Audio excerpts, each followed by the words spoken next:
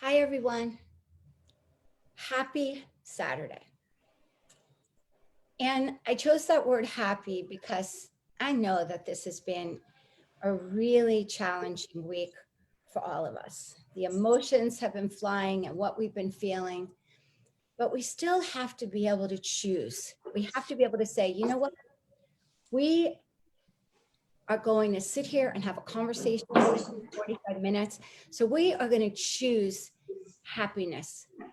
And again, like, yes, it's been a tough week and we've stopped, we've paused, we're listening, we're leaning in, we're learning.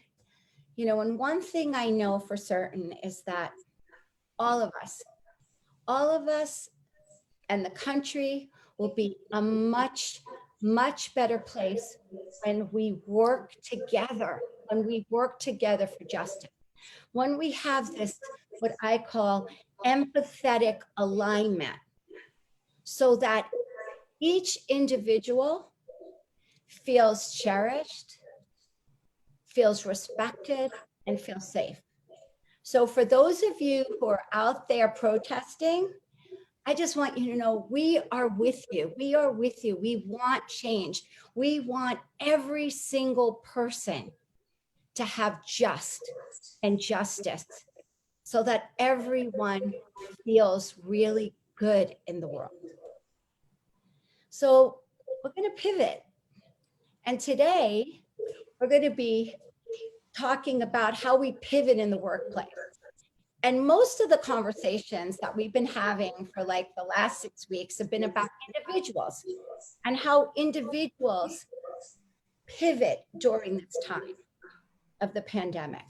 But today we're going to actually go into an industry, the hospitality industry, which I love, love, love so much because that's really been my background as well, the hospitality in a different way.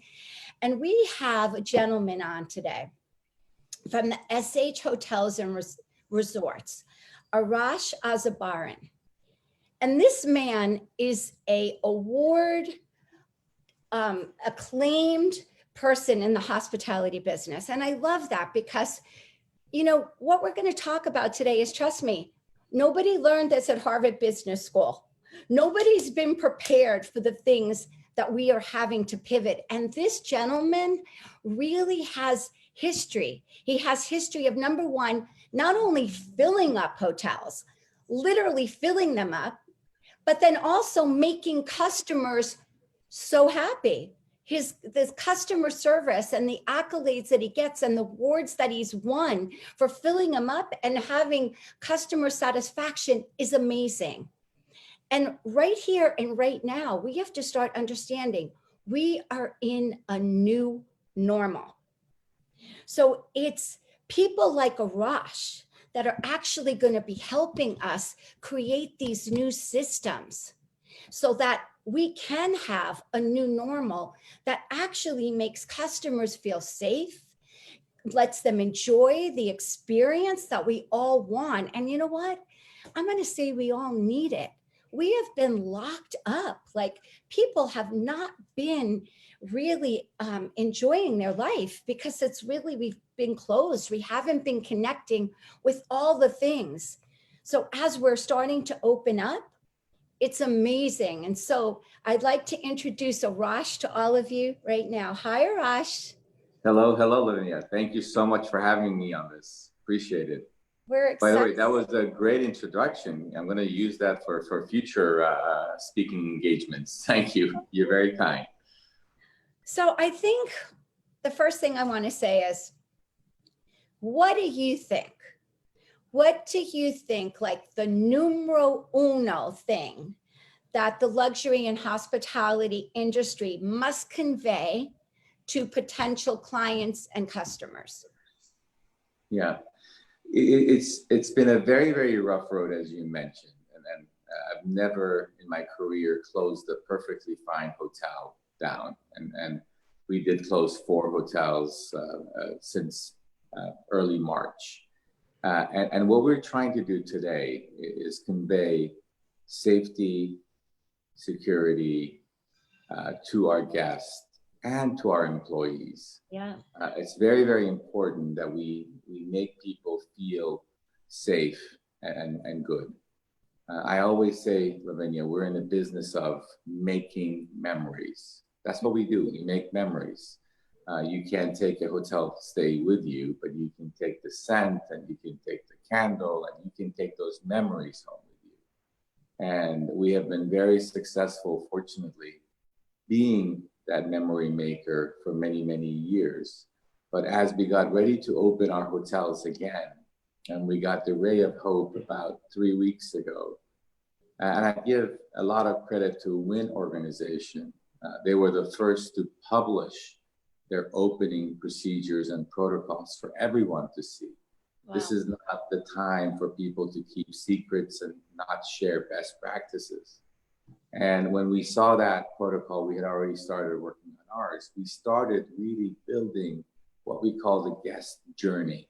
And looking at every touch point that the guest makes, from making the reservation to pre-arrival, to arrival, to the stay, to the departure, and making sure that we touched every one of those touch points, that we put their safety and our team members' safeties first. So we published our report, and by the way, I shared it with everyone. I shared it with other hoteliers, I shared it with other colleagues, and they all said, well, this makes sense. Are you sure about this? And they shared ours. So it's been a very, very collaborative approach. I think for one of the first times in the hospitality business, we're all in this thing together. So it's not a sense of competition, who gets there first. It's a sense of who's going to do it right and not take any chances. So long answer to your question, I think safety, security, and their well-being, and for them to know that we have taken every measure that we could to make sure they're safe, I think is the most paramount for people to feel good about traveling again. So tell me a little bit of how you communicated that. Like, how did you communicate this to, first of all, to your employees? And like, even before that, like, how did you guys as a company even handle, like you said, you closed the hotels, bam, hotels are closed. And now all of a sudden you're in the middle of crisis. And what was like the next step even dealing with, how many employees do you have? Right now we have over 3,000 employees, and unfortunately 2,500 of them at one point were furloughed. Wow. We opened Miami on Monday, so everything I'm about to tell you is a real live example and best practices that we put into place. And once we had the plan completed, we had it vetted by third parties and other people to make sure we're not missing anything. We checked the plans versus the CDC guidelines to make sure that we were at the minimum covering all their guidelines, and checked it against other industry leaders. And we felt good about the plan. Then we presented the plan to our team. At each property, we elected one individual to be director of health and safety, environmental health and safety. And this person is really leading the training, double checking, triple checking, and making sure as our employees come back, they are ready to go. We have an online tool, an app for our employees to use. So we had courses and classes for them to take before they came to work, again, to let them know what we're doing and how we are ready for them to come back to work.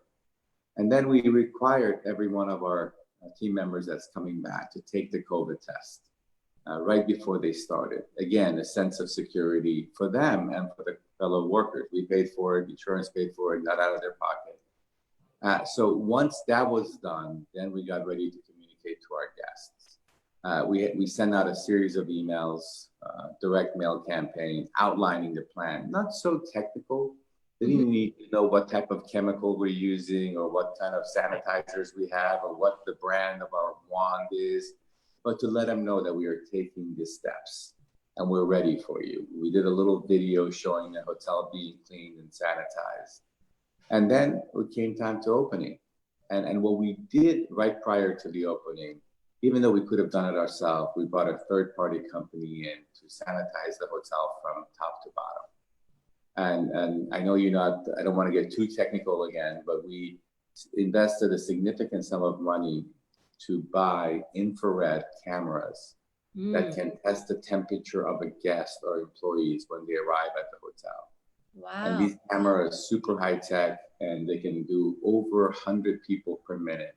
So every one of our entrances will now be equipped with this camera. It is live in Miami. So as guests arrive, if somebody has a temperature, we can know right away.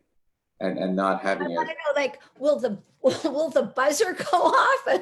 Like, the sirens will go off, and the little doors will come down, and it will be like cone of silence for this individual. No, we require everyone to wear masks. So if we do see a temperature, in a very humane way, we'll go to the guest, say, hey, you might have been in a hot car, you might have been this. We have a special area, quarantine area, that we take the guest. We'll check the temperature again. We look for symptoms. And we give an option. Hey, it looks like you have a fever. It's not the end of the world. But one, if you like to stay at this hotel, you have to quarantine yourself into your room until, you feel better or you get tested. Or we won't, if the symptoms are, visible, we will refuse to have them at the hotel. We don't want to risk the rest of the guests and our associates. So that was a pretty big investment that we did, and we were happy to do it because, again, we want to give both our guests and our team members a sense of safety, a sense of comfort. If I know, I think I mentioned to you earlier this week, I'm going to go to Vegas this weekend, and I'm going to stay at the Bellagio. They just opened up, and they have similar technology in place. I'm going there for two reasons. One, I need to get out. I've been cooped up for 3 months too. Two is to really learn how they're doing it at that scale. So they can make people feel comfortable at that scale. So that's kind of a few of the things that we're doing for the guests, and we have communicated all of this in advance. And I was really surprised of how much bookings we had as soon as we opened the reservation, because even though New Yorkers cannot still go to Miami, there's a travel ban between New York and Miami. But it was very refreshing to know how many loyalists that we had that couldn't wait to come back. Even in a limited service hotel where the gym and spa were still not open. They're opening this week. We're getting it open little by little as the local authorities allow us to open. It was very refreshing and happy to see how many loyalists we had coming back right away. And that really does say a lot about your brand, because like at the One Hotel, it's like what you stand for is consciousness. I mean, this is how I view any time anybody is around sustainability or connection with nature. Like, you very rarely find people who are interested in sustainability and again, connection with nature that don't have some level of consciousness. It would be incongruent to have. So it's like, the thing is like all of these clients you're all aligned. Like, there's that alignment of values.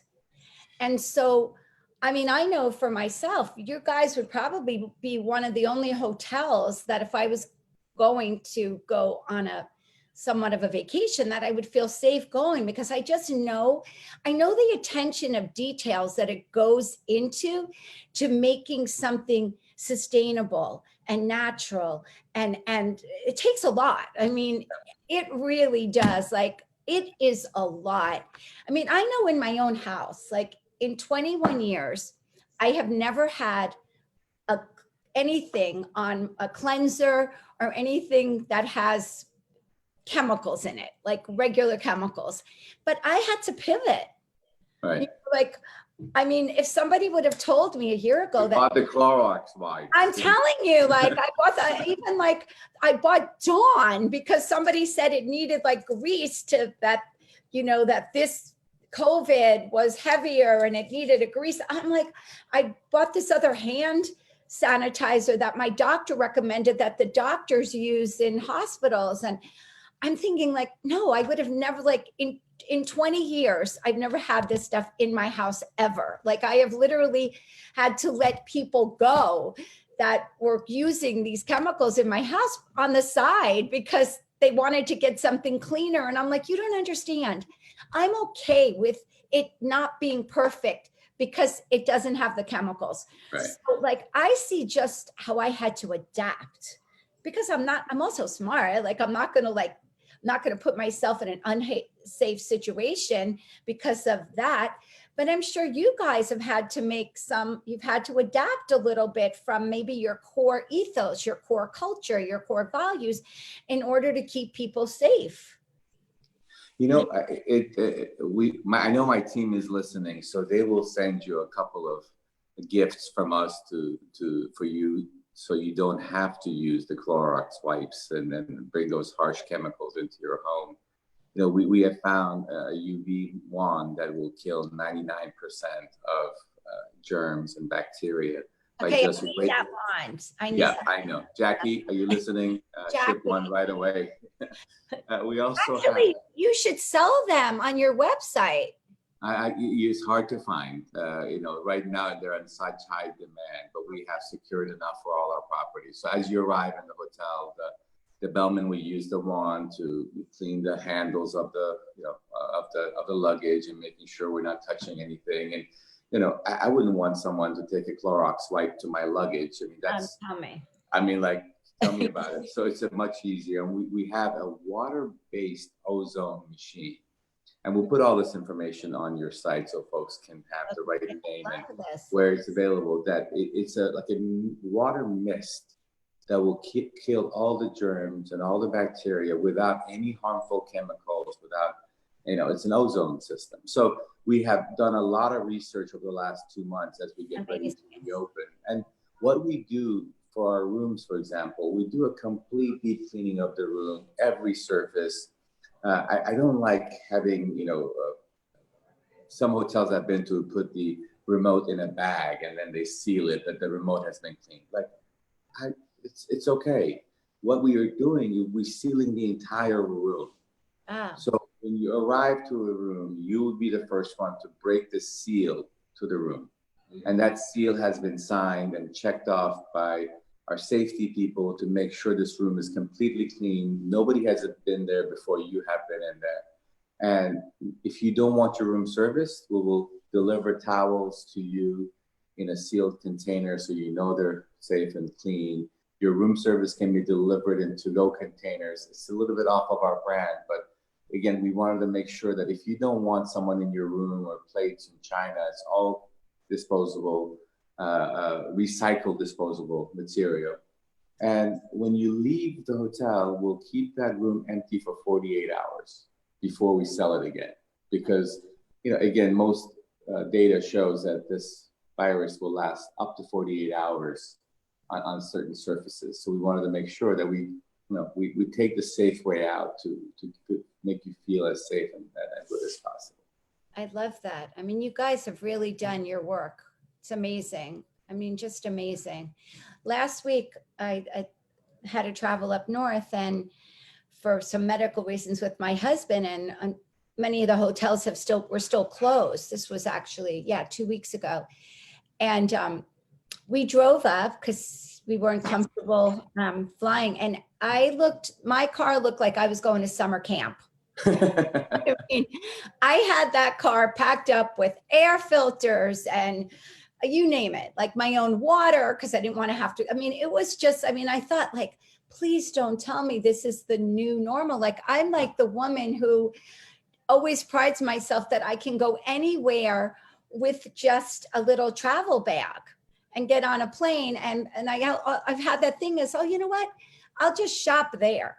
You know, like I enjoy the journey of, you know, experiencing, buying things where I am. And when I saw where I was going for 4 days, again, with the air filters and with my own pillows and my own pillowcases and my own bedspread, and I was just going, oh gosh, I'm going to be staying in Malibu a lot because. But when I want to travel with you. You're very prepared. No, I really was, until it was time to get out of the hotel and they didn't have a bellhop. And I had to carry this stuff up on myself. Okay. And I was like, no, like, really? And it was actually a little bit frustrating there. I think I mentioned to you before that I felt like every time I turned around, there was an excuse for bad service. Like, oh no, we can't do that COVID.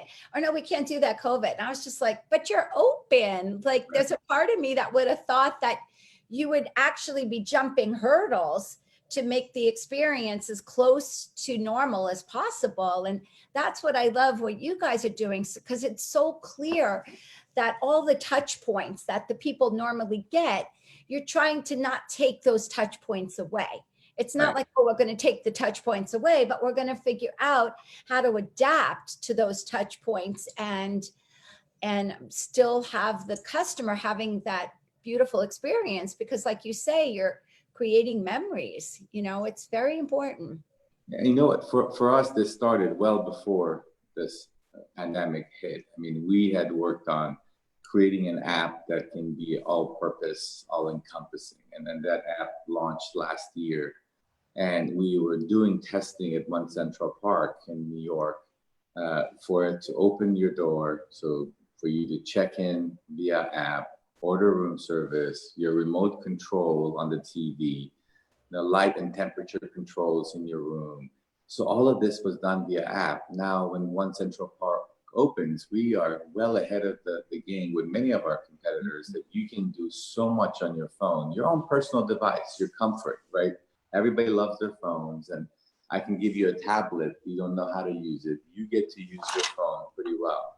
So that is all in the works, and the app is working in South Beach for you to order from the pool, or for you to order your room service, or even order from our 3-meal restaurant.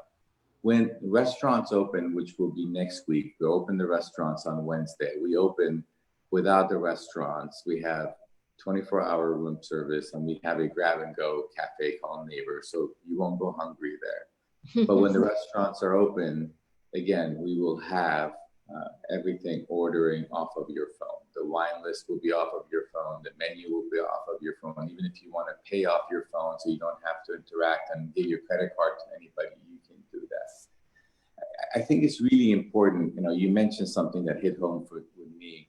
The One Hotel is not just a brand, it's a way of life.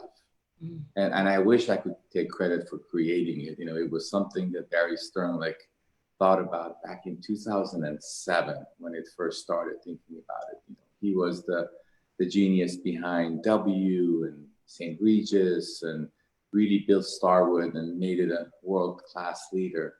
And when he left Starwood, he wanted to get back into the hotel business. So that's his passion. He loves design. He loves hospitality. And he created One Hotel. And we always say it's a way of life for us. It's not just giving people lip service. You have to believe in it to be successful in our organization. You just have to believe in Mother Earth, and you have to give back, and it has to be in your DNA. It's just not saying we're green and we're not going to wash your sheets so we can save some money. Right. Everything we do, our sheets are organic. There's a tag on them that you can check where it came from, when it was harvested.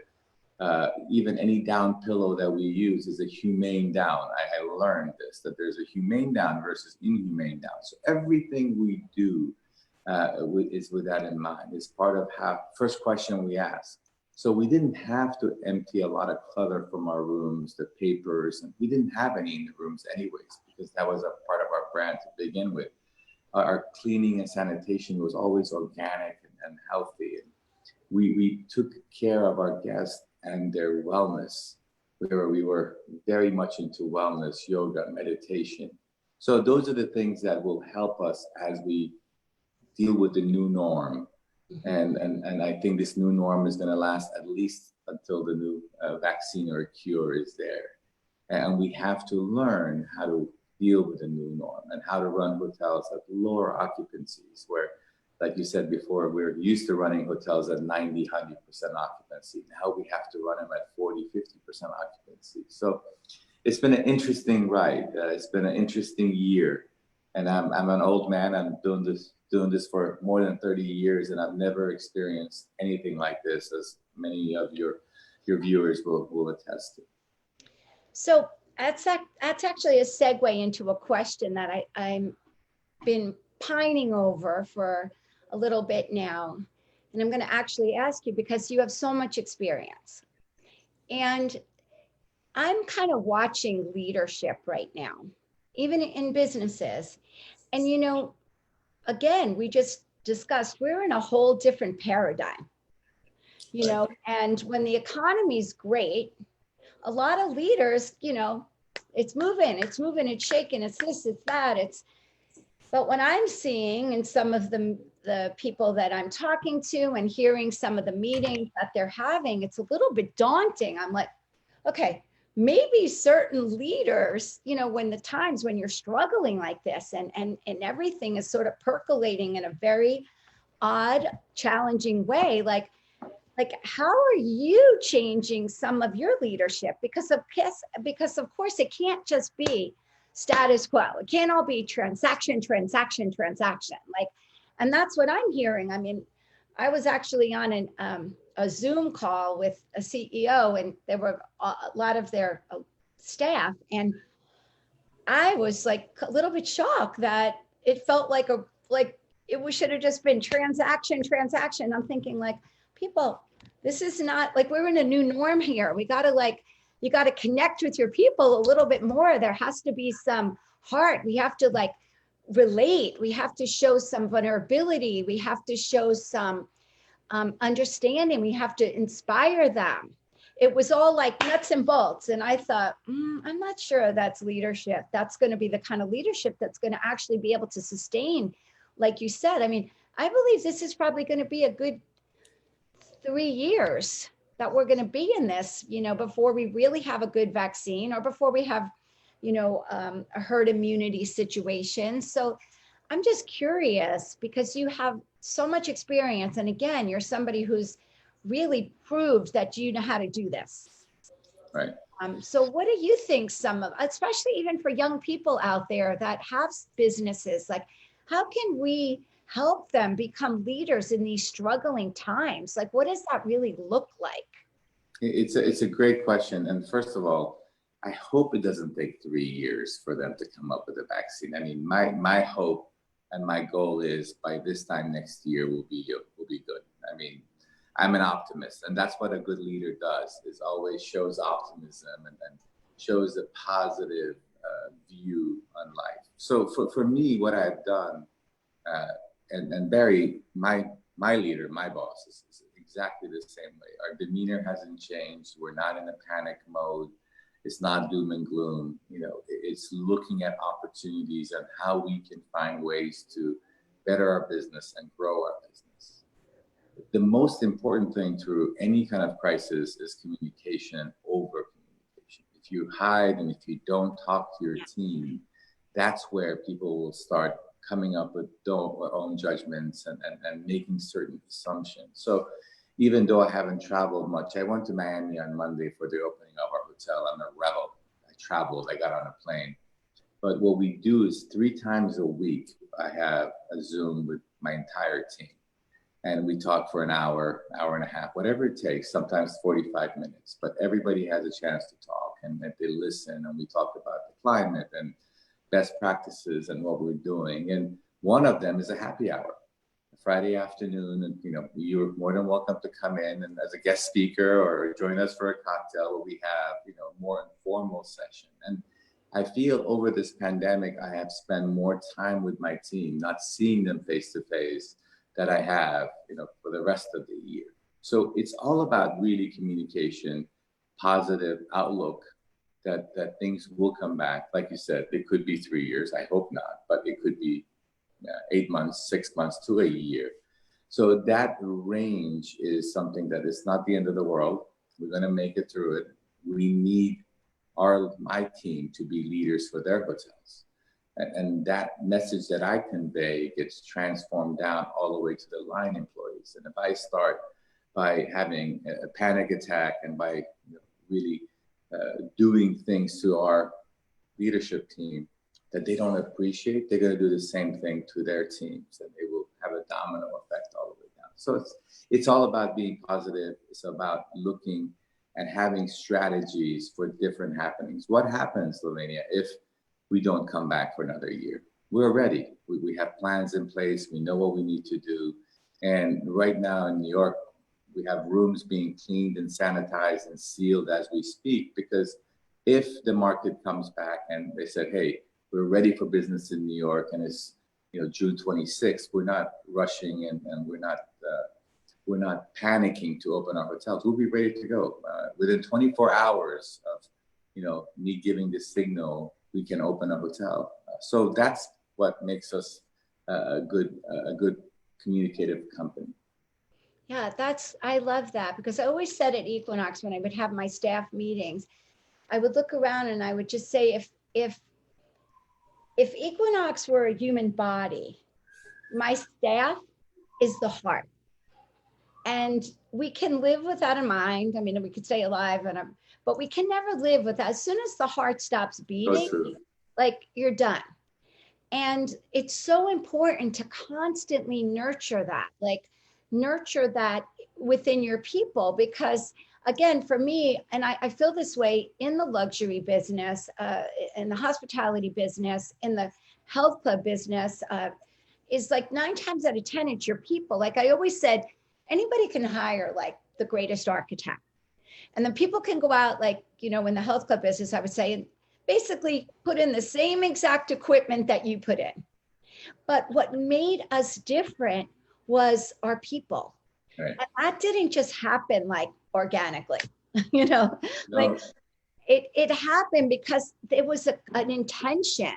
I used to laugh. I was a dancer my whole life in my youth. And I compare things very often to the ballet, because when you go to the ballet and you sit back, you just see these dancers dancing effortlessly, and they jeté across the floor, and they triple and quadruple pirouettes, and they're arabesques, and everything is so beautiful, and they're like little butterflies that are just dancing with grace and ease. But when you go into their rehearsal hall, you see the blood, the sweat, the tears, the anxiety, and the discipline that it takes to get that. I mean, I used to always joke and say, but that's how I felt like I was at Equinox, because I would walk in the club and everybody would just think, oh, it just happens like that. Because and I used to think like, okay, this is really good that they think that, because it's like the ballet. Right. But if they came into our offices in corporate and see what it takes, and the conversations and the commitment and the training that has to happen to make this so effortless and make it look like we're just hosting a party every night, every day party. Like the what it takes to do that is daunting. Like, again, come into my office when I'm, dealing with what you're dealing with. And that's really what you guys deal with every day. Like, I know to make that happen. It takes that level of communication and discipline and consistency and repetition and consistency and repetition, because those are the things that create success, right?